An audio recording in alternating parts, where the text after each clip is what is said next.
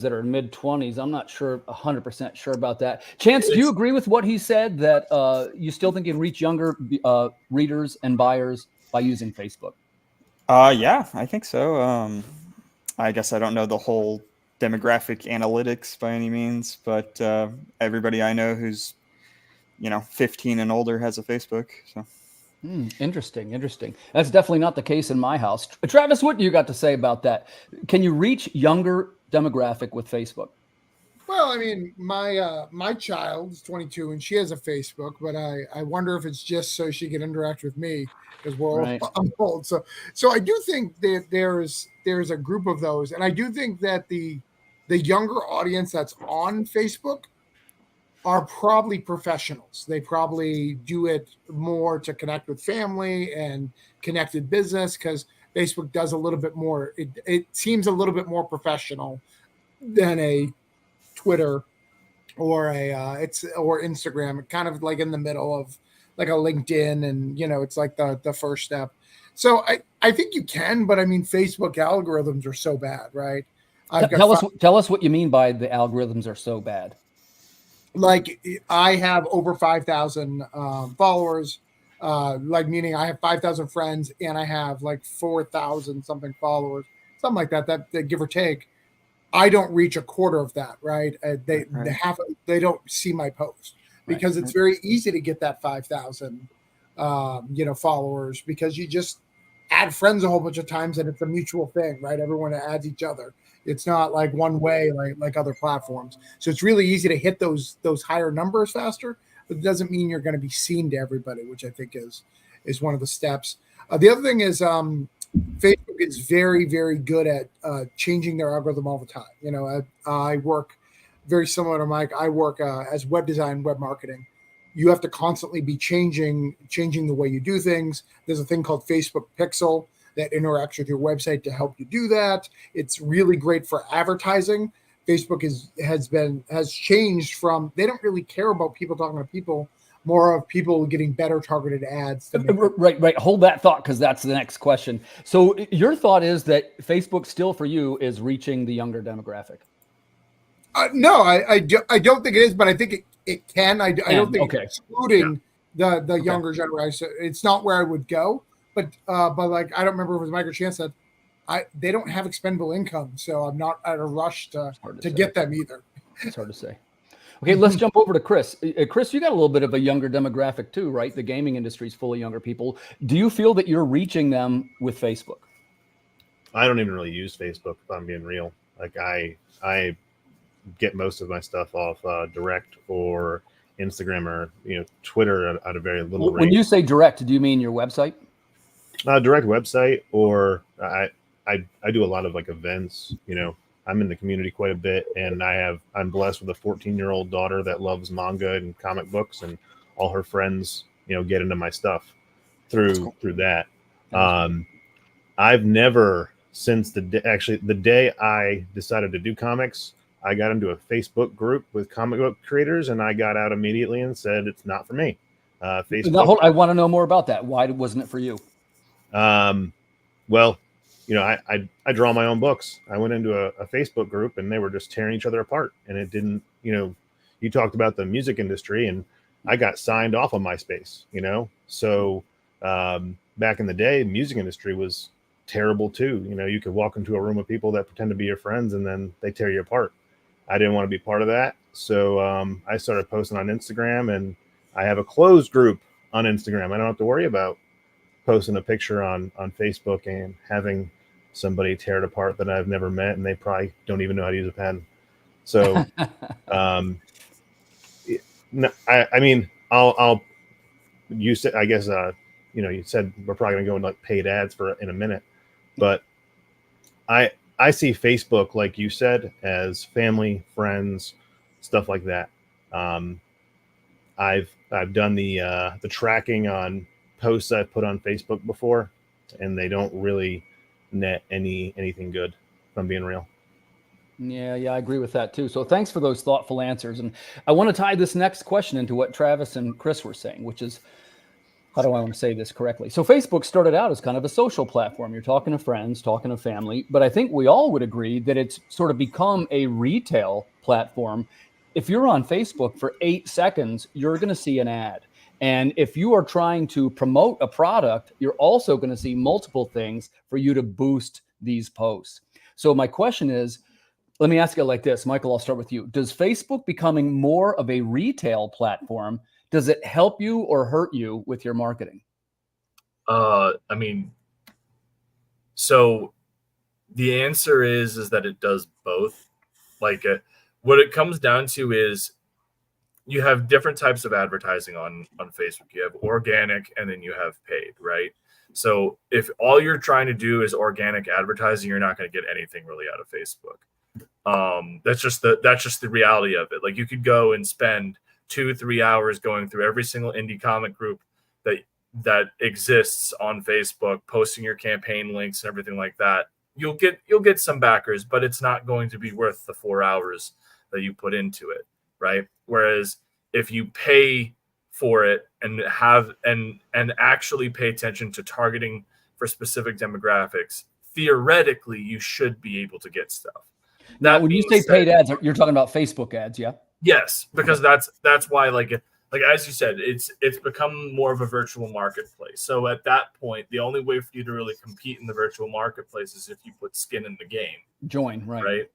Right. So if you're just promoting organically and was Travis, I think you were talking about posting up stuff, and you've got like 5,000 friends or over 4,000 followers, and it maybe hits like 2-3% of that demographic of those people are maybe looking at your posts.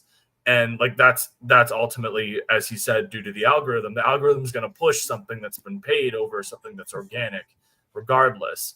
And so in one way, yes, it does hurt your advertising, but if you pay for X amount and then you target it specifically for the key demographics that your book is tailored to, you could make that money back and generate some profit. It just all depends on how well optimized you are doing that. But like at the end of the day, I feel like a lot of us that are indie creators are like, especially if you're in my position where, I'm not I can draw, but I'm not a pro, right? Like I'm not gonna go and draw the sequentials on my own book. I'm not at that level. So I have to hire talent and everything. I don't have the extra income to invest in that. So it's going to be like most of my income goes towards production of art, print, everything like that. And at that point, I'm not going to really have much excess left over to invest in what would be a worthwhile marketing campaign on Facebook. Because ultimately, like if you put $10-15 in that's not going to do anything for you. You're talking about like hundreds, if not thousands of dollars of marketing into Facebook to generate the kind of ads where like you'll be scrolling down and you're seeing like a Kickstarter for like a video game project that looks awesome, or for this or that. That takes some serious heavy weight behind it for you to really get to that point. Well, and that's kind of where I was going with this question, is that when we talk about some of these, the corporate interests, which have sort of invaded Facebook, let's be honest, even if you're watching Reels now, you might get 15 seconds into one before the ads start. So I guess I would say to Chance, two things. First, do you use the Facebook ads? And if you did, what was your experience with it? So I'm a little newer to the meta ads than everybody else, I'm sure, but I think I experienced kind of what he said, is you got to put a lot of skin in the game to actually start getting some ROI. I can throw about $500 at it and get 12 cents per click or something. I can target really well, but the ROI is still kind of low until you start throwing a lot of money at it. That's been my experience anyway. Yeah, I think you're right. Travis, how about you? I think that I've had mixed results with the Facebook ads. What do you have to say about this? So Facebook ads, it's a strategy, as someone who's done it for a living, it's a strategy, and it takes a lot of money to get to basically the way it works really, really well, but it sounds like it's tricking you. Like when you get to a social media advertiser, because I basically tell you got to spend a whole bunch of money so I can weed out what's bad, and then Facebook will be able to get it for you every time. So Kickstarter can do a great ROI, return on investment, but it takes a lot of money to filter out all the bad, to find out who are buyers in your group. It's a really neat and weird thing that Facebook does. But what's also interesting about Facebook is Facebook's algorithms are changing all the time, which makes it super interesting. Unlike the other platforms, you could have, and I think anybody who's run a Kickstarter or many Kickstarters, you've had Kickstarter where you're like, wow, I'm really getting likes and tweets and like reshares, and like people are backing because the algorithms are with you that week and they're okay with links that week.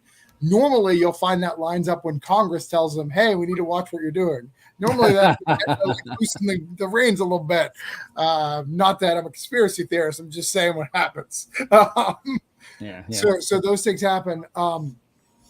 But, there is ways, and I think Chris has a similar thing that he does at Instagram. I'm not as good at Instagram. But, if you create groups and that group is yours, you can use that everyone tag and tag everyone. So there's ways to make sure everybody sees your stuff. Not that that's not even 100%, but so there's ways to make it very targeted. But again, that's you targeting not necessarily new fans, but probably targeting creators to back your stuff, which is part of the industry and part of the thing. And creators backing your stuff is great. So it's not a bad thing. But really, if you can get legitimate people who just love your stuff and they don't like Tim Fling, I mean, I think those are the target market. Specifically, only you. Good answer. So, Chris, I want to tie this into Instagram a little bit because, same as Travis, I can't get any heat over on Instagram. I assume it's probably because I'm not as sexy as you, Chris.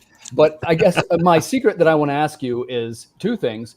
What is the technique that helps to improve on Instagram that is different from Facebook, obviously? And do you do any kind of ads on Instagram? Well, for one, I think everybody has a platform they're good at, and you stick with that, and then you kind of sprinkle in the other ones. I just happened to have started on Instagram, so my following was there, my platform was there. I built that up first, so that's the one I ran with. If I had been on Facebook first, I probably would have.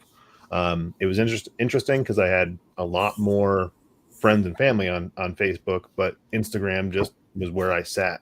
I don't do a lot of paid ads. I'll run a couple in the very beginning of my campaign. I'll do 30 to 50 bucks, and that's only to boost my initial few posts.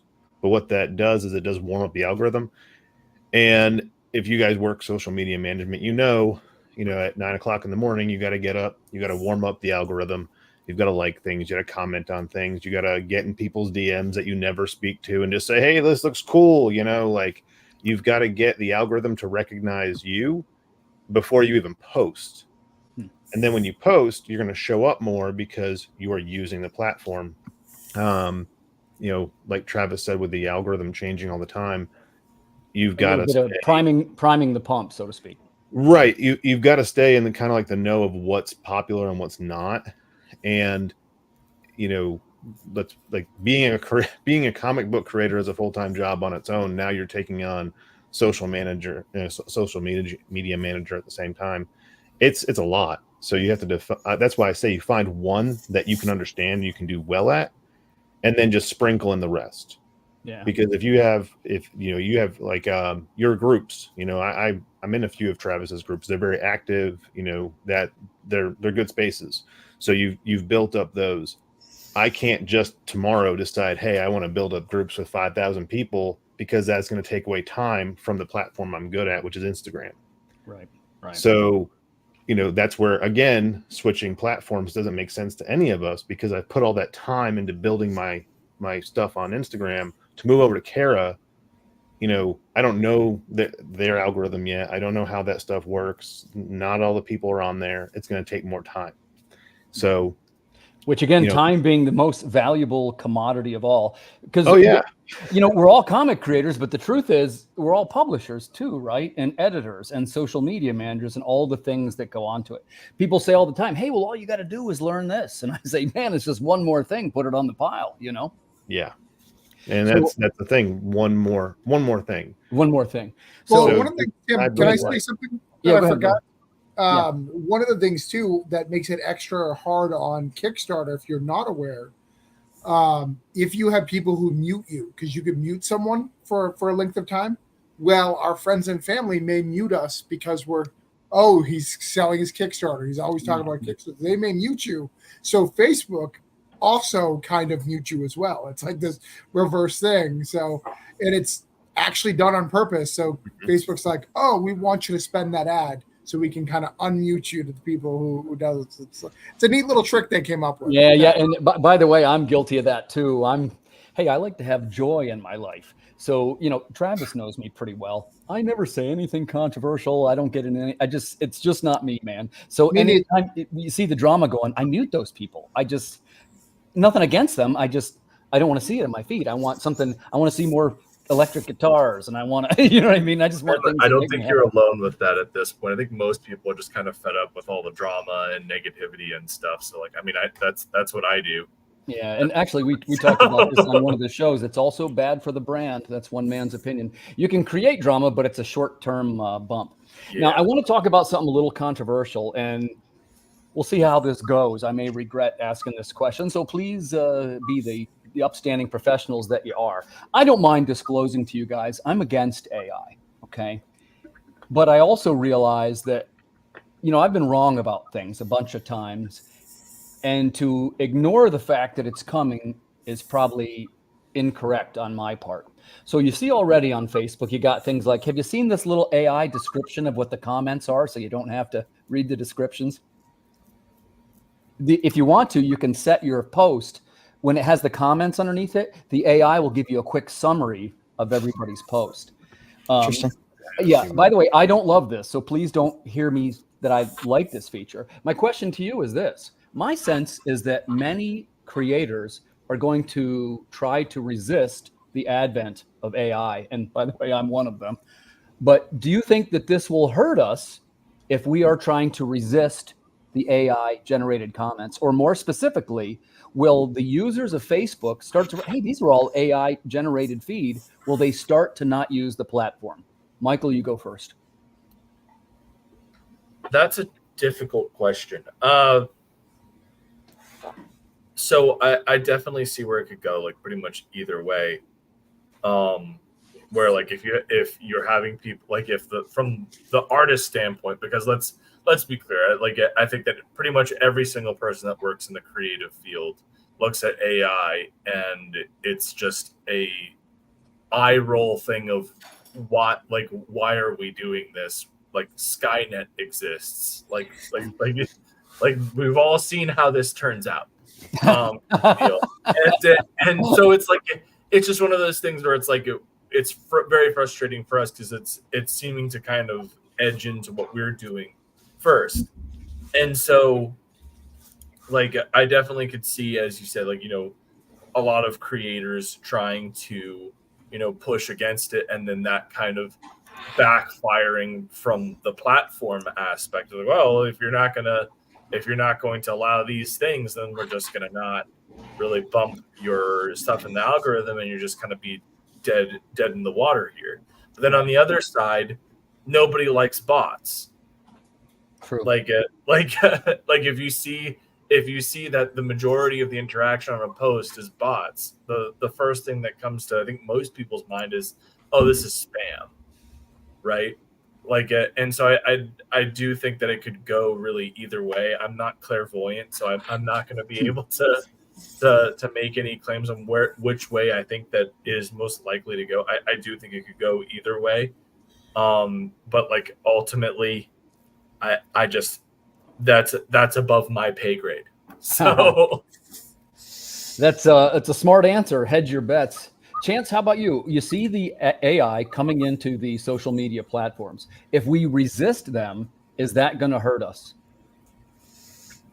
Yeah, you pose a good question. I don't know. I think I agree with what he said. It's I'm in the same boat. I think we all kind of look at that and have our own pushes against that and our own reasons for why we don't agree with those things. But the writing's on the wall. It's coming, and sometimes if you resist, you're left in the dust. And I I don't know if that's correct or not, but I'm in the side of resisting at the moment. Yeah, I'm resisting it too. I appreciate that. And like I say, I've been wrong about stuff a bunch of times. And I mean, the AI thing's difficult, but it's likely not going to take over for probably several months anyway. Travis, what do you think is if we resist AI on our feeds, like actively against it, will that hurt us? I don't necessarily know if it'll hurt you. I think as AI becomes more and more mainstream and people use it, it's AI is such a complicated thing, right? So obviously, I don't want my art AI. Right. I don't want that. I don't want my writing AI. Well, But I music, also not get mad at anyone in this room, if you had to write, you're not very good with Russian, right? And you have a Russian character and you threw your verbiage through an AI filter to make it more Russian, and then you picked and choose what you like and wrote your own. That Yeah. doesn't, I don't consider you less of a writer. And I also think about kids growing up who wanted to tell a story. So they wrote a paragraph and then they got a full story or a video. Like, that's cool and to play with. And as kids, maybe that'll make them more creative or less creative. I also think about like Tim Sale, for instance. I'm not saying Tim Sale do it. He was in the middle of the third Halloween. We know this. He hadn't started production, but let's say he was. Let's say he was at 24 pages out of 28. Those last 4 pages, and he was dying. He knew he was dying, and he willingly chose to put his art into an AI to finish his book, so his family would get full coverage. I don't have an issue with that. Right. If that was his choice, but again, does the internet have an issue with that, right? Even if that was, again, using Tim Sales, God bless you, I miss you. If you use it, if people got mad, why didn't you hire blah, blah, blah, who has similar art style? Or why didn't you ask such and such to copy your art style instead of doing that? These things get really complicated. But I don't think doing like your comment thing or ignoring those things are going to hurt you. I don't think talking bad about AI is going to hurt you. And I think you need to call out AI that's hurtful, right? Because there is going to be, if we don't know, but already, of people who never wrote or drew the comic, right? They wrote it through AI. They had an idea. They threw it through AI. They didn't know how to do a script. They spit that script through another filter to tell them to do the art. And that's it, and then I don't know if you heard about Adobe today. Did you see? Yeah, sure did. Yeah, man. that's crazy. Yeah, the service says anything you do, we can use. And basically what that's saying, even though they're not saying it, it says we can put it through our AI filter if we decide to go through an AI filter. That's exactly what it means. Yeah. So Well, I think I appreciate that thoughtful answer. That's a great answer. Chris, what do you think? Is it fair to say you're against AI, first of all? I'm against the use of AI in a I guess harmful way, in an for instance, right? So you have to write a social media post and you have 2 seconds to do it. You can go into chat and type it in. What a lot of people don't actually realize is a lot of AI is being integrated into everyday life for work.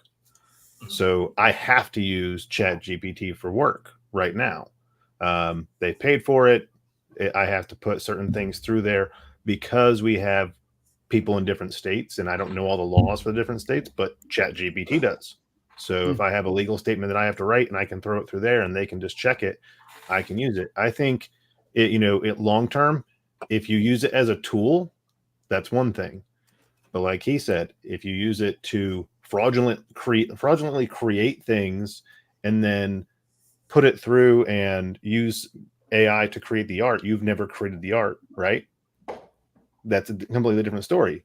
If you drew some sketches and you said, hey, this is my art style, can you draw this character in my art style? and it drew it in your art style, I mean, I'm never gonna like use it like that myself, but who am I to say, hey, you can't put your art into AI?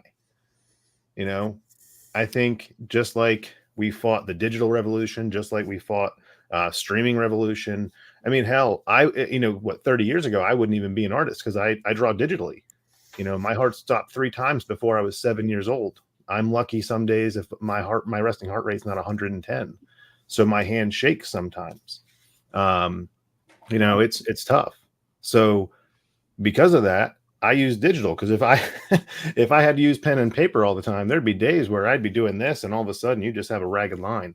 You know, so I do think it's a tool that's coming that we're not going to get away from. As you can see with just social media, it's, you know, meta AI everywhere. Yeah. But I do think we need to hold each other accountable for how we use it. It's an ethically complex situation. Yeah. Yeah. And by the way, the reason I'm asking you guys, and thank you for your intelligent answers, the reason why I'm asking this is I clearly don't know the answer. You know, I've got a horse in the race, not only because of art, which I'm against, but because of writing, which we got ChatGPT already replacing everybody. And friendly reminder, music is mathematical. So you're very close to having AI bands come onto the scene. And actually, there's a band, I can't think of the name of them. They actually wrote a song with AI.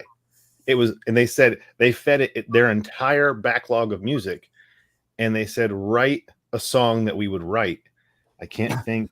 Avenged Sevenfold. Thank you very much. Oh, no kidding. Yeah. On their latest album, there's a completely AI written song, and it is trash, but they put it out there. Yeah, it is. It is trash. But they fed it all their work, and they said, hey, write a song that we would play. And they recorded it, and it was, I mean, it's hot garbage. So I don't know. That is something that I'm against too. You know, Unleash the Archers. You know, I'm familiar with Avenged Sevenfold, but I don't know the AI song. I'm going to check it out now. But I did hear the one that they got a new Beatles song, or I guess it's 2 songs now, where they fed it the White Album. It's like, write a song that sounds like the White Album. And I mean, it sounds just like the White Album. And there's another one, which is, what if Freddie Mercury sang for Iron Maiden? And it's an Iron Maiden sounding band, but with Freddie Mercury out front. And I mean, it sounds just like him. Interesting. I mean, if we watch enough sci-fi movies, we know what's going to happen in the future. We know exactly where this goes. So again, I appreciate these really intelligent answers. And I'm always trying to learn more, because the truth is I don't really know. But it sounds like there's not too much danger of anybody leaving Facebook. And I think the takeaway here is that the Great Migration is not really happening. Is that the takeaway here? Yeah, pretty much. Yeah, that's what I would. I want to add one thing into the AI thing. Go ahead. I have a friend of mine who his job is to actually design like training materials, and he has to use like AI art programs. And he sometimes will just call me and say, hey, can you draw this for me real quick? Because I asked AI to, and it gave me a guy with 4 arms and like 9 fingers. Right. So, you know, we're very far off from AI replacing artists. I think it's a tool for people to use, which is fine. Still, but at least several weeks away, right? Yeah, several weeks, because it does learn. Remember, we're talking. I'm not exaggerating. You're talking about a system that can think thousands of times per second. What I will say is there's also a big handicap with it, because there's been so many people generating AI art that AI art generators are starting to filter in already AI generated pieces, which is causing some of the art programs to regress. So like we've got time. I do think that, you know, Chris made a very good point where it's like, if you're using it as a tool in the tool belt, and you're not just like, you know, and you're not being unethical with it, stealing other people's art or doing X, Y, or Z with it, or even as Travis said, I thought it was a great point of like, hey, I don't know X dialect of this country. How would like using an AI like ChatGPT to come up with some like colloquialisms to make the character sound more in tune with where they're from. Like, I think that those are excellent ways of showcasing. Yeah, you can absolutely use this responsibly as a tool. but like the moment that you start to kind of step over that, it becomes way more complicated, and it's just one of those things where it's like, as everyone has said, we've seen that movie a million times. Yeah, and by the way, that's got enough juice in it. That's a great topic for another show. And thanks so much for sharing your intelligent answers about that subject. But in the meanwhile, I want to hear about the cool projects that you guys are making. Let's start out here with Michael. Can you tell us a little bit about the Embrace? Yeah, so I came up with this comic back in 2021. This is actually a second chance campaign before I do this second book here in July. I wanted to bring the book over to Kickstarter, and life just got in the way. But yeah, I came up with this book in 2021. It's a kind of dark take on a superhero genre where this father whose son has been murdered is really struggling, and his son's ghost comes back and saves him from taking his own life. And when they come together in an embrace, the dad gets a vision of what happened the night his son was killed, and when he comes to, he's in a super suit powered by his son's ghost. And so they're going out to bring his child's murderers to justice. It was a 40-page story. We got a lot of great positive feedback on the book, and very excited to get the second chapter out this summer. But I wanted to get a chance to go over to Kickstarter, so I put together some new, fresh variants specifically for Kickstarter, and we replaced some of the interiors, which were a art contest. Fan art contest that we had for the first book, and we're replacing them with a preview for the second, to kind of show how much the art has grown, because our interior artist Dean James was his first book, and he has come a very long way since. But yeah, we've got a lot of really fun stuff on the campaign. The other big thing we're doing with this is one of our covers, which we have by Joel Gomez. We're raising money for the Virginia Victims Assistance Network, who run support groups for homicide survivors. So it was just a cool way to kind of have this character be more than just what they are on, like it, be able to help people that actually went through the tragedy that, David and Clarence, our two main characters, went through, and kind of have some real world effect. And so far we've raised around $100, which is awesome. Nice. That's a good cause, man. So I certainly wish you every success with that one. That's a call to action, by the way. That's a live project right now. Go over there and back it, The Embrace. So, man, I sure wish you every success with that one. So Thanks. Now, Chance, I know that your campaign just finished, actually, because I didn't get it in time. No, you're fine. I still want to give it a shout out, right? Can you tell us a little bit about the League of Collectors? Yeah, so the League of Collectors is an upcoming webcomic. So I decided to do a couple prequel stories that kind of introduce you to the characters and the world. And it's about a bunch of sci-fi bounty hunters competing with each other over bounties. And there's this other entity that comes in and start to place bets on the bounty hunters and try to monopolize the gambling portion of betting on these bounty hunters.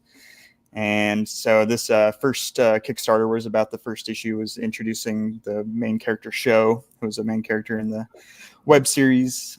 And yeah, it went really well, actually. We nice, funded, man. Congratulations. And very good. Yeah. Oh, and I wanted to say, man, the Embrace looks awesome, and what a great cause. That's a really cool story. Yeah, well done all the way around. So speaking of live campaigns, there's a new one which you've heard of before. This looks so sick, Travis. Yeah, I just gotta say that the left cover, I'm getting in. I've got to make sure that finances are in order first, but I'm definitely hopping in on this one. Remember, we're on Kickstarter, so we charge you at the end, so you're good. But Travis, tell us all about it, man. This looks terrific. Yeah, so we're the first issue of Great Estate Punk. This is, my favorite series that I do. It's a very cool series. It's about a recovering alcoholic who is connected to a coven of witches, and he kind of breaks the fourth wall, kind of does some Deadpool stuff. We've got some social commentary because that's what punk punkers do. So it's not in like the normal social commentary way. And then we've got witch shit, we got witches and monsters and all sorts of cool stuff in this particular issue. I think everybody's been through a relationship where you get into a new relationship, you're kind of like, things are going good, so you kind of self-sabotage, and you find out that you do this. There's a routine of everything that you do this often and often. I think everybody goes through this. I think every relationship you're in, you go through this cycle, and at the end of it, either you find someone who's going to make you better, and you embrace that, you go to that, or you find someone who makes you worse. They treat you worse, you go through a bad divorce, whatever, and then you change because of that. But either way, you're going to change, regardless of the exact result. This is Zeke in that situation. He found love in last issue, and now he's exploring ex-girlfriend's past, and one of them happens to be a Nazi. So he's dealing with that. So we've got some cool stuff. We've even got a really cool Captain America homage where Cap, we do the Cap punching. Yeah, Nazi. I saw that. Hold on, I saw that. It's a really good cover, man. Punching out the Nazi. Punching out the Nazis. You got to punch Nazis. Yeah, these look 100%. great, man. Yeah, I think that's universal. I think it's the only thing that the right and left can 100% agree on: punching Nazis. Pro punching Nazis. Equal bad. Right. Yeah, and when you hear the synopsis of it, surprisingly deep material, right, Travis? I'm not sure about the surprising. I write deep material. No, I meant in the sense of I didn't mean that in a disparaging way. Let me rephrase it. If you say Granite State Punk, it doesn't necessarily say love story with these different twists and things. You know what I mean? Yeah. Well, I think anybody who's like a real punk gets it. I know that sounds like a little weird. Like there's people who love punk from afar. They like the colors and the jackets and stuff like that. But the people who are in the punk scene or spend some time in the punk scene, it's a bunch of guys who want to solve all the world's problems, but they don't actually want to do anything. They want to talk about it, have some PBRs. Well, I meant that in the sense that it sounds really intriguing, and that's definitely. I appreciate that. I'm very of course. And hey, let's circle back around. I was a fan of this one from before, and one of the things about the gaming industry, I think it's great that it's really sort of coming to life in the comics world. So from here, I'm going to let Chris tell the story. Chris, man, tell us about Crit Robo Renaissance. So this is the 8th issue in this series, and I just finished the Kickstarter today, so the notify page just went up. It's launching June 26th. This is a direct sequel to the last book. It's they're on the run chasing this mysterious villain they've uncovered called the Goblin King, and it's just chaos. If you know anything about Crit, it's just a bunch of fun stupid comedy, tongue-in-cheek humor with action sprinkled in. It's a Dungeons and Dragons campaign, so you get all the banter that you would normally at a gaming table, and none of it's really thought out and written. It's all done literally by the roll of the dice. So everything you read is taken from a recording of the game. I don't change anything. I don't modify anything. If they got their ass kicked, they're getting their ass kicked in the book, which happens quite a bit for a few of them. Boulder, the character Boulder, we have a ongoing joke that it's a Boulder roll if it's bad, and in the book he continually gets his butt handed to him. Each character is written by a player. I don't change any of their stuff. I actually get them to come back in and give me any dialogue changes that we need to do at the very end. So I record all the dialogue and I'll put it all in as said, and we'll clean it up. And they have to tell me how they would word things, how they would say things, so it all matches. And in this one, it's to me, it's like a Scooby-Doo meets Ninja Turtles, because they're in a sewer, they're fighting little goblin robots, trying to figure out what happened to one of their friends and who this new enemy is that's causing chaos in the city. And this one to me is a lot of fun, because I do remember every single time we've played in the last 5 years that we've been playing this same game, and the camaraderie really starts to, this is the second book of chapter 2. So for us, this was our 8th time playing the game together.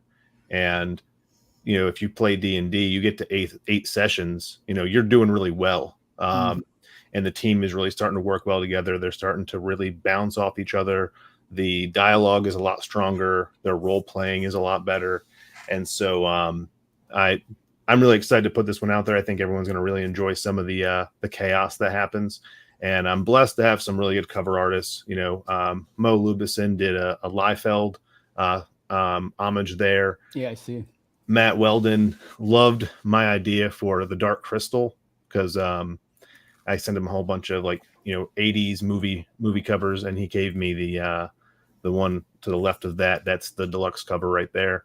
And then William Russell has the cover A. And then my colorist is actually Lewis Thomas, Draw, Erase, Repeat on Instagram. He's done a couple covers for us, and this is the first book I've got him to color for me. I colored the last book by myself, and we did the math. I put 3,000 hours into one book, and I said I can't put out 42 books if I spend 3,000 hours a book. So Lewis has been kind enough to join the team as the colorist, and yeah.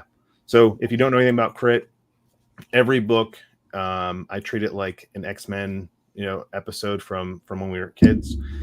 Previously on X-Men, so you get a previously on, so you kind of get caught up, and you can kind of jump in anywhere and not feel jarred about it. I've tested it with people, my friends who have come in. I'm like, hey, here's the latest issue. Tell me if it's confusing. And I always give a breakdown of what the characters are in the beginning of the book, so you don't feel lost and you know who people are. And at the end of the day, it's really cool because there's a cat that smokes and drinks and passes out and hits on women. So sounds like good stuff, man. Good stuff. So that's a pre-launch right now. So this is in the campaign. I've had these for the last couple of years. This is the drinking, smoking, misogynistic cat. And then I've got an action figure for this one. So Bones actually has a full action figure for this. Nice. That's awesome. Hold on. Let me give you a solo. There you go. Hold on one more time. Oh. There you go. Oh, nice. And what is that, 3D printer? How'd you do that? Yeah, 3D printer. I found a guy on Facebook who liked some of my stuff and said, hey, I can do, action figures. And I've seen them before and they just don't look good. So I had him do a sample, and he's fully posable. The shield even pops off and pops back on. So holy cow, that's awesome. Yeah, that was great. Well, hey, the little kid inside of me just got excited and was like, yeah, I want my own action figure. Let's do this. Well, I'm going to wish you guys every success with these campaigns, and viewers, you can back with confidence for these projects. These are seasoned creators, so you're guaranteed to get the books. We are almost to our time, so let's take 60 seconds each and just tell us where we can find you. Michael, we'll start with you. Where can we find you, buddy? You can find me on Facebook at 9 Realms Publishing, and then on Instagram at 9RP Comics. I'm also on Twitter at ElysianFields_0, though I try not to go on there much anymore. Gotcha. Chance, how about you? It's nice to meet you finally. Tell the viewers where we can find you. I'm at edgecomicspublishing.com, and for Facebook and Instagram, I'm at Edge of Your Seats. Nice. Thanks for coming on the show. Hey, thanks for having me. I appreciate it. Travis, where can we find you? It's so hard to find you online. I mean, it's got to be Facebook because I got to increase that $30 increase. I need that $20. Oh, man. Only Facebook all the time. Travis Gibb.substack is the best place to find me. It's where I share all the stories and do all this cool stuff. And I just posted about this today. Have you seen this, Tim? I have. Here, hold on. Let me do the same for you. Let me give you a solo layout. Ready? 1, 2, 3. This is the best slab ever made. It is clearly, as you can tell, the comic is clearly in mint condition. So it's so pumped. That's really cool, man. You can trust that this is good and legit. Please ignore the "do not encapsulate" sticker from CGC. That's the best part. Coming back at one of a kind. Nicely done, Travis. Hey, always a pleasure to see you, man. Thanks for coming on the show. See you, man. Chris, how about you, buddy? Where can we find you? The best place is Instagram at Homebrewed Comics, just like on there. I've got a link that you can get to all my other stuff, my Facebook, my website, the Kickstarter, every social media platform. I just put it all on one spot. My website's under construction with the Kickstarter coming up. So, but you can actually, if you want to check it out, issue 0 is a free download at homebrewedcomics.com. You can download it for absolutely free and see if you like the story. Again, that was it's called Character Sheets. It's the first game session we had It's a bunch of stupid guys that got around a table and played D&D and turned it into a game. So check that out. And my Kickstarter does launch June 26th. So we'll keep an eye out for that. Yeah, good luck, man. Yeah, thanks for coming on the show, Chris. And Chris, I did get a message from someone that you wanted to be on my show. You can if I have a show. That's the problem with me. He does. And by the way, in case you guys didn't know this, I stole my concept from Travis. We talk about this a lot. I decide on a Thursday whether or not I'll run a show. Most of the time, however, when I'm live, you could expect a show. So if you find me live, like right now, I'm live with three campaigns, or no, 4. There's 4 campaigns right now with my writing on it. But just message me and go, hey, you're doing one on Thursday, and normally I can get you. Same thing with everybody here, Mike. And appreciate that. Yeah, Jeff. It's a good show. It's a good show. And the nice thing about Travis's show, you're basically guaranteed to get backers. He knows. Yeah, I will get you a backer. So. Thank you. And $20. $20. I get the $20. Facebook seems to pay out better than Instagram. I was getting like $5 a reel at one point in time, and then that stopped. I guess they like lost their money or something. But Facebook still pays their people, and they're the same platform. So you'd think they, but the same money. Yeah. I mean, $20 a month is not a lot of money, Chris. Just in case. That's like half a tank of gas for me. So yeah, that's enough. I play Marvel mobile games, so it pays for my Strike Pass, Marvel Strike Pass, and it pays for my Fair enough, man. And it pays for my Marvel Snap pass. I'm so addicted to Marvel Snap right now; it's unreal. Nice. Hey, well, in closing, I just want to say thanks to you guys for coming on the show. I felt you really had some great answers, and this is one of the ways that I try to learn how to do things. So thank you for sharing your time and your knowledge with this panel. Well, thank you. Appreciate it a lot. Yeah, to the viewers at home, that wraps this one up. We'll see you guys next week at 10 p.m. Eastern. This has been an episode of The Creative Cranium. Thanks for tuning in.